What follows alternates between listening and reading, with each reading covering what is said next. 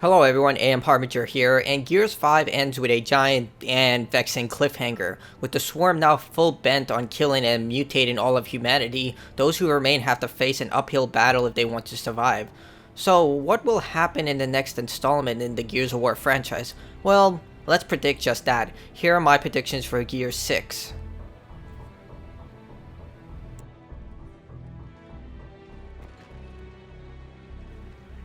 At the end of Gears 5, the player must choose between saving Del or JD. The choice alters the finale of the game after Reyna kills either JD or Del. Their body falls underneath the earth afterwards. During the same mission, we also see that the Swarm are slowly turning the city into a new hive, and it's likely they're doing this even after the Hammer of Dawn turned most of the city into a smoking ruin.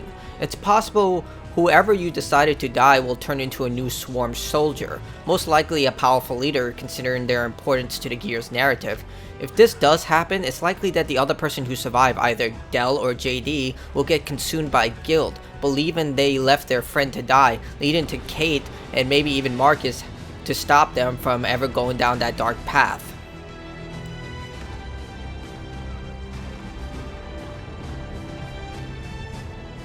Despite Kate severing her connection to the Swarm, she's still Mira's granddaughter. The First Minister attempted to convince Kate to restore her connection to the Hive, to Kate's annoyance. It's unlikely this option will be forgotten. My prediction is that Kate will willingly connect back to the Hive and destroy the network from the inside, her willingness to do so propelled by the death of either JD or Del, and if my first theory is correct, their transformation into a Swarm warrior.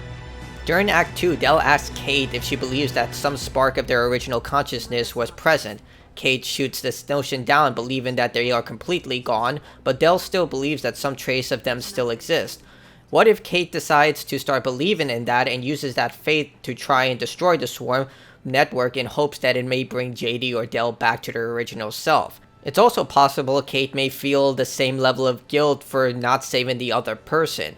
Entirely could consume her, and she could become obsessed with trying to save JD or Del if my first theory holds true and they become part of the Swarm army. We saw that Kate, prior to still having a connection to the Swarm, could control individual warriors, and she used it as a way to attack Reyna's Swarm soldiers in an attempt to save Oscar.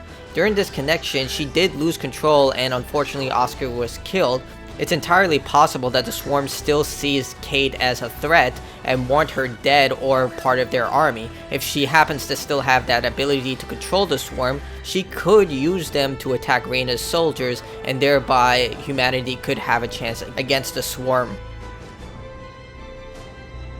Now, the First Minister is still a major character within the Gears franchise. We've seen that she takes extreme measures whenever dealing with a possible threat. After such a devastating blow, what's stopping the First Minister from forcing certain procedures? We know that Meena Jin is forceful, direct, and doesn't take things lightly. After losing both the Hammer of Dawn and an entire and central COG settlement, it's understandable that she would go to extreme measures, forcing a draft, getting Kate connected back to the Hive by force, and other extreme measures, causing massive infighting among humanity's last standing people.